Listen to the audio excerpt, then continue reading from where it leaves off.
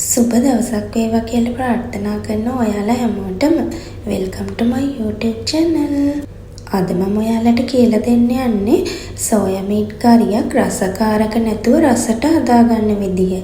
බලමුකෝ මොනවද ඕනේ කියලා. ඉඟුරු සුදු ලුණු ටිකක් පොඩිවට තලලා අරගන්න, නැත්නම් කපලා ගන්න. අම මිරිස් ටිකක් මේ විදියට කපලා ගන්න, තක්කාලි ටිකක්, ලුණු ටිකක්, කරපිංච ටිකක්, මාළු මිරිස් ටිකක් මේ විදියට කපලා ගන්න.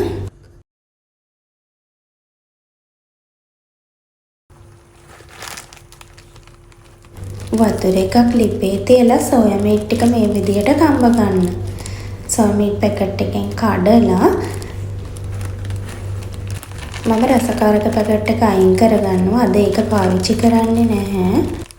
සෝයා මීට් එක තඹගත්ත ලුණු ටිකකුත් මේ විදියට එකතු කරගන්න. දැන් වහලා ටික වෙලාවක් මේ ටික තැම්බෙන්න තියන්න.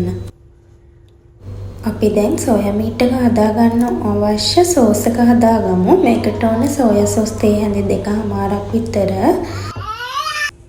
තක්කාලි සෝස් තේ හැඳි 2ක් විතර, කෑලි මිරිස් තේ හැන්දක් විතර.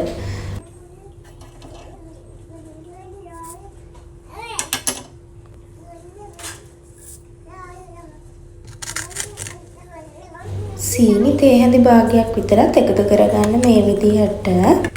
දැන් මේ ටික ඔක්කොම හොඳින් කලවම් කරගන්න.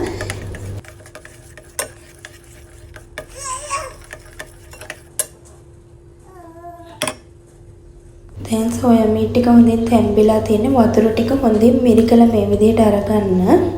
දැන් ලුණු කුඩු තේ හැඳි භාගයක් විතර එකතු කරලා අතින් හොඳින් කලවම් කරගන්න. දැන් සෝයා මීට් එක හදාගන්න භාජනයක් ලිපේ තියලා ඒකට තෙල් ටිකක් එකතු කරගන්න. තෙල් ටික රත් වෙගෙන එද්දි කලින් කපාගත්ත ඉඟුරු සුදු ලුණු ටික මේ විදිහට එකතු කරගන්න. දැන් මේ ටික තෙලේ ටෙම්පරාදු වීගෙන එද්දි කපාගත්ත ලුණු ටිකත් මේ විදිහට එකතු කරගන්න. එකතු කරලා මේ ටික හොඳින් හැන්දෙන් කලවම් කරලා ටිකක් තෙලේ ටෙම්පරාදු වෙන්න අරින්න. ලිපේ ගින්දර මේ වෙලාවේ හොඳින් අඩු කරලා තියාගන්න. මේ වෙලාවේදී බෙදපු 3-5 වලින් තේ හැඳි 2ක්, මිරිස් කුඩු තේ හැන්දක් එකතු කරගන්න.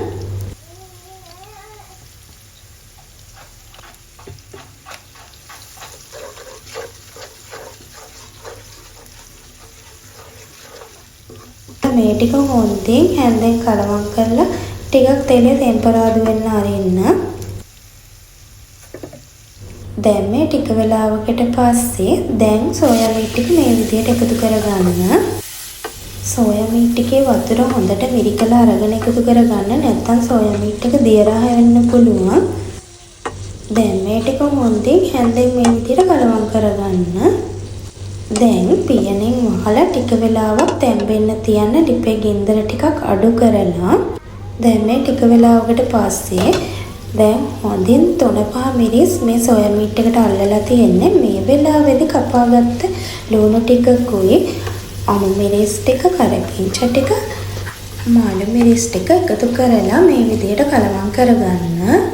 සුදු බබා මොකද කරන්නේ මනික? දැන් රස බලලා ලුණු කුඩු ටිකකුත් එකතු කරගන්න පුළුවන්. මම මේ වෙලාවේදී ලුණු කුඩු ටිකකුත් එකතු කරගත්තා. දැන් අපි කලින් හදාගත්ත සෝස් එක මේ විදිහට එකතු කරගන්න. එකතු කරලා හැන්දෙන් හොඳින් කලවම් කරගන්න.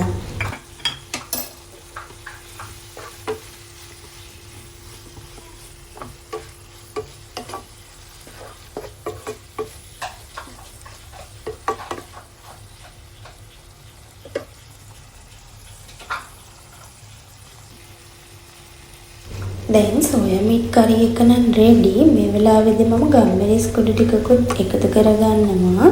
එකතු කරලා හොඳින් මේ විදිහට කලවම් කරගන්න. දැන් කලින් කපාගත්තු තක්කාලි ටිකත් මේ විදිහට එකතු කරලා හැන්දෙන් හොඳින් කලවම් කරලා ලිප ඕෆ් කරගන්න.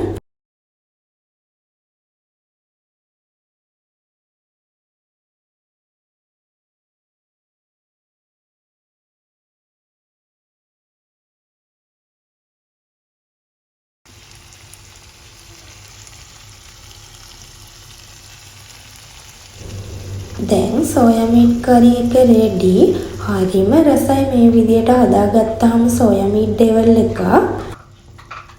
ගෑවුණු තැන කන්න පුළුවන් ඒ තරම් රසයි. වෙන මාළුවක් ඕනේ නැති තරම්. ඉතින් රසකාරක නැතුව මේ විදිහට සෝයා මීට් කරියක් ඔයාලත් හදලා රස බලන්නකෝ.